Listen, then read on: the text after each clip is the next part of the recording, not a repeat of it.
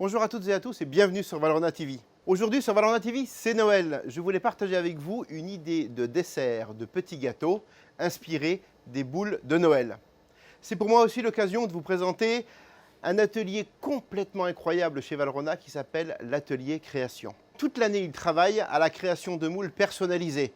Pour vous, artisans, pâtissiers, chocolatiers, pour Noël, ils ont créé une gamme de moules plutôt originales, soit des moules à garnir de chocolat pour faire des plans de table sur une table, soit tel que je vais vous le montrer aujourd'hui, une forme de diversion autour de ces moules pour créer du dessert de restaurant ou des petits gâteaux vendus à l'unité.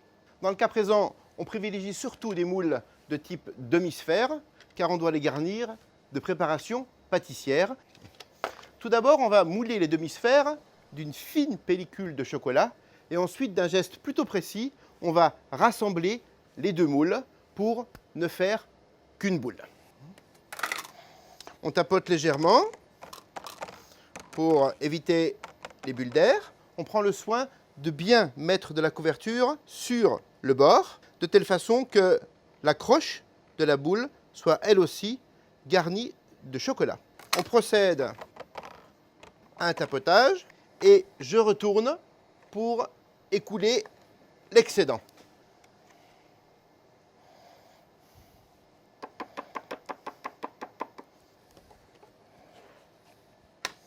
Rapidement, on le retourne pour terminer l'égouttage. Et maintenant, je tapote. On a besoin de quelques minutes de cristallisation. On va retourner les moules, on va les ébarber et on va passer au moulage de la seconde demi-sphère.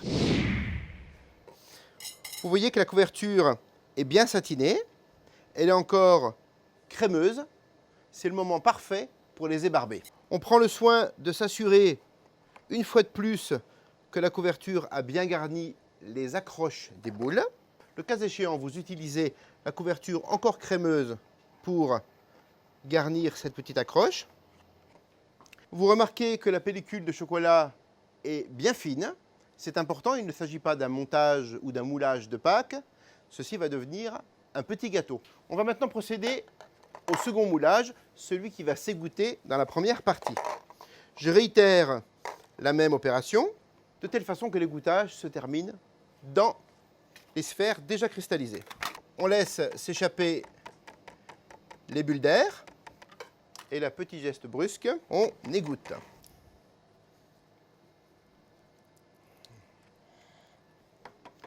On favorise l'écoulement avec un léger tapotage.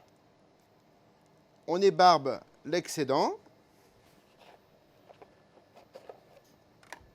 Et là, très vite, d'un geste précis, je viens appliquer sur les sphères déjà cristallisées. Prenez le soin de bien positionner les moules parfaitement à l'équerre.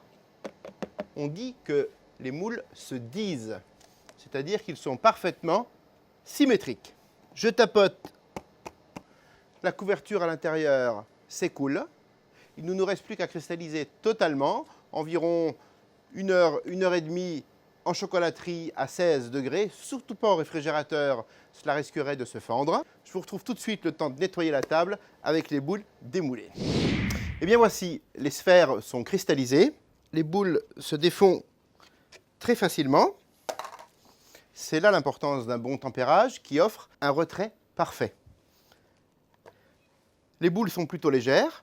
Vous remarquez qu'il peut y avoir une lèvre de chocolat, un excédent. J'ai pris le soin, à l'aide d'un couteau d'office, de retirer toutes les lèvres. Et on va maintenant fondre le fond pour pouvoir garnir ces demi-sphères. On tourne légèrement, on appuie à peine, et là j'ai la cavité qui est créée. C'est une étape un petit peu délicate, étant donné que les sphères sont très finement moulées, qu'on peut avoir les mains chaudes. Nos sphères sont terminées.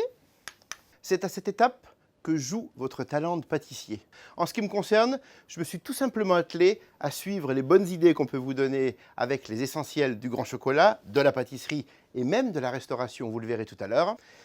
J'ai donc rassemblé plein de choses que j'aime beaucoup. Le streusel, le biscuit sacher à base de pâte d'amande 50%. J'ai réalisé une sorte de chutney sucré avec des abricots moelleux, un sirop à peine sucré infusé de zeste d'orange, de fleurs de badiane, quelques perles craquantes dulce. Donc cette première boule de Noël très inspirée dessert de Provence, avec des haricots secs, des amandes grillées, des pistaches.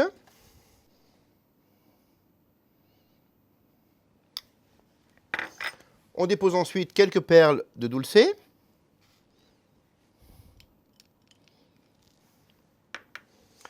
Et pour ce qui concerne la seconde, eh bien là on part en Corse avec un gel de mandarine de Corse.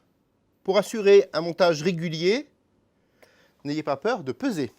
Et puis je suis un fanatique de fleurs d'oranger. Alors j'ai préparé un amelaka. Voilà encore une belle création que vous retrouvez dans les essentiels. Ça c'est créé par les pâtissiers de l'école du grand chocolat. Un amelaka à l'eau de fleurs d'oranger. Et namelaka veut dire en japonais ultra crémeux. Voilà la base aromatique de nos boules réalisées. On a préparé une mousse chocolat parfaitement précise en termes de température. Ceci explique pourquoi je peux la travailler avec un chinois à mousse. Il est doté d'un trou beaucoup plus gros qu'un entonnoir à piston. Pour les desserts que vous confectionnez, qui vont terminer des repas généreux, je vous conseille de privilégier la mousse allégée. Vous la retrouvez dans les essentiels. Elle est très légère, très chocolatée et peu grasse. Remarquez comment la mousse est bien souple.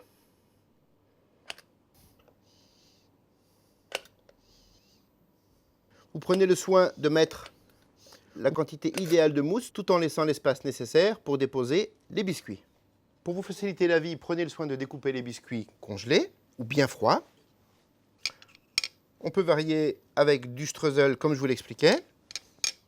Voilà, le garnissage est terminé. Il ne me reste plus qu'à surgeler ces boules. Et ensuite, on va les pulvériser de deux façons. Soit beurre de cacao additionné de chocolat pour un superbe velours. Et puis une technique nouvelle, une addition d'absolu noir, nappage, et d'absolu cristal. Vous allez voir, c'est beau presque comme des pianos. On a pulvérisé les boules de nappage absolu noir enrichi d'absolu cristal à 80 degrés. Ça aussi, c'est dans les essentiels.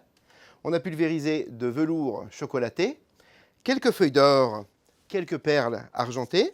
Et puis l'idée de faire des boules de Noël avec le thème vermeil, ça me plaît beaucoup. Alors pourquoi pas ornez-les de quelques éclats aussi de feuilles d'argent. Évidemment, vous n'allez pas faire toutes vos bûches de Noël de cette façon-là. Et si pourtant vous proposiez des bûches pièces uniques? C'est un vrai privilège d'acheter sa bûche de Noël de 6 ou de 4 personnes. Toutes les recettes, eh bien, vous les retrouvez sur le site de Valrhona TV. C'est issu des essentiels.